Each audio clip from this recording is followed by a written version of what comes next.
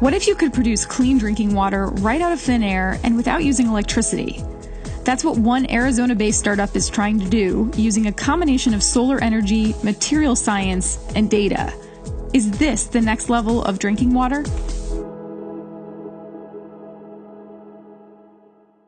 This is Zero Mass Water. It's a water startup operating out of an old car dealership in Scottsdale, Arizona.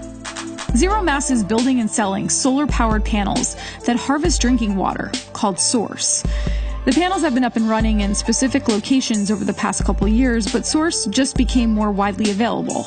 At the very highest level, we take sunlight and air and we produce water. And so as you drill into that, the air part of that equation is applying air into materials that like water. So in the same way when you leave a lid off of a sugar bowl, the sugar gets a little clumpy. That's because that sugar really likes water in the air. I visited Zero Mass at their headquarters to check out their panels and, of course, to taste the water. And where is this water coming from? So the panels that produce this water are on the roof. So we're taking the water vapor out of the air, concentrating it in the panels, and then we're dispensing it to the tap. It tastes nice and clean. It's good, isn't it? Yeah, I had some tap water last night that didn't taste quite like this. Okay, so to say they pull water from the air is technically accurate, but really it's a multi-step system. The Zero Mass panels look like regular solar panels, but the middle strip is the only part that is standard photovoltaic technology. That part drives the fans and the communications inside the unit. On either side of that strip is a proprietary porous material, one that generates heat. A separate proprietary material inside the panel absorbs moisture from the air. Then the panel uses sunlight to take the water back out of those materials and produce a process that's not dissimilar from dew forming on grass. Basically, when warm air hits a surface colder than itself. And then the water ends up in a 30-liter reservoir where it's mineralized and pH balanced. And at that point, it's drinkable. Let's say there's an emergency situation, like with the recent hurricane in Puerto Rico. How quickly can you get one of these set up? So the three of us could install two of these in probably an hour. And so it actually turns out that the thing that takes the longest in putting these in is moving that line down to the sink or to the refrigerator. While I was able to see the Zero Mass panels and taste the water, I didn't have much visibility into how the water actually runs from the reservoir to a faucet. I was, however, able to see the company's network operations center. We call it the NOC for short. Every panel that we've ever deployed is communicating with the server we have here. Robinson also said that each panel has a circuit board that runs an algorithm, so it can adjust itself to maximize water output.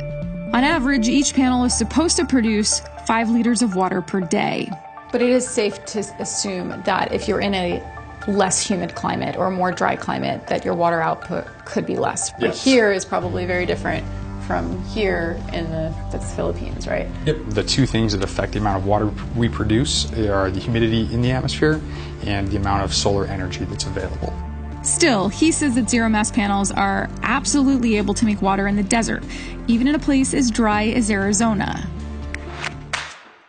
There's no doubt that a lack of access to clean water is a big problem for a lot of people. According to the United Nations, water scarcity affects more than 40% of the global population. What would you say is the biggest water problem we have around the globe right now? Is it scarcity? Is it quality? Is it access? I would say it's really all of the above. That would be the right answer. The number of people who die from waterborne diseases is enormous. It exceeds 1 million deaths per year. Dr. Ashok Gadgil is a kind of legend when it comes to socially beneficial technologies, especially in the developing world. He's won numerous awards, including an induction into the National Inventors Hall of Fame. And back in the 90s, he developed a product that uses UV light to disinfect water. He says that changes in climate patterns, the explosion in urban populations, and rising incomes are setting us up for a serious water crisis. This century is going to be an extraordinary crisis, that the groundwater which we relied on as if it was there in indefinitely large quantities is not, of course, there that way. And we have to drill deeper and deeper, and we are extracting now water that some of my geochemist friends tell me is 10,000 years old, that is being pulled out of the ground to be used, because that's the rate of replenishment is minuscule compared to the rate of withdrawal. So is Zero Mass going to replace groundwater as a primary source? Is it going to help people with little to no access to clean water? Or is it just for people who buy a lot of bottled water? Cody Friesen, the CEO, says all of the above. This takes us from a position of water scarcity to a position of water abundance for every person. And it's a profound thing to say, and I recognize it sounds profound, but this technology entitles us to be aspirational because of the fact that we can say, okay, yep, there's Syrian refugee issues in northern Lebanon, let's go there. Yep, Maria hit Puerto Rico, yep, let's go there. Hey, there's issues in Flint, let's go there. Hey, by the way, you're buying bottled water in Berkeley, let's displace that. Same in Oakland, same in Scottsdale. There is still the cost to consider. Each panel costs $2,000 plus a $500 installation fee, so $4,500 total for a 2-panel array. So far, ZeroMass says hundreds of panels have been set up in 8 countries around the world. For people in developed markets, that means they're either early testers or they're paying out of pocket. In emergency situations or places where there's a lack of funding, the company is relying on donors, NGOs, or multilateral institutions. The fact that it's totally independent of any infrastructure, no wire, no pipe or anything, the fact that we can just put this anywhere changes your lives. There's no doubt ZeroMass is working hard on an innovative way for people to have access to clean water without electricity or sophisticated plumbing. Not surprisingly, others are working on solutions like this too. The question then doesn't seem to be whether it's too good to be true. It's whether harvesting water from the air is the most sustainable, most cost-effective solution for clean water. While Dr. Gadgil declined to comment on ZeroMass specifically, he said the method of harvesting water from the air wouldn't be his first choice.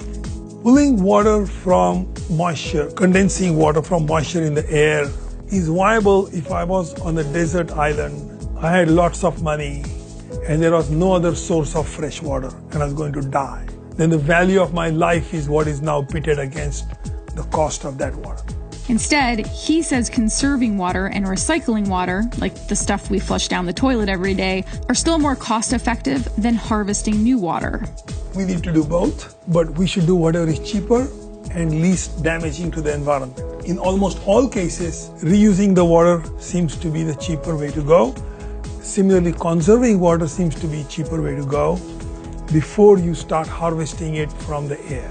In the world of water, there may be different interpretations of sustainability and varying approaches to how to just get clean water to more people. For ZeroMass, the company says the goal is to get to the point where the idea of water from thin air is just a part of people's everyday conversations. If you're at a cocktail party and say, oh, I've got solar on my roof, people think, oh, electricity. To in a small number of years, people saying, oh, you have solar on your roof, are you talking about electricity or water? Yeah, let's go up to the roof and check out our array up there. Okay. And Mike's coming with us, right? Is it Mike coming with us? I think Mike was supposed to come with us. Yeah, Mike's coming with us. Oh, I'm supposed to? Sorry, I was getting mixed Why signals. don't we all just we can all enter from around the corner. Let's just do that. And that way it's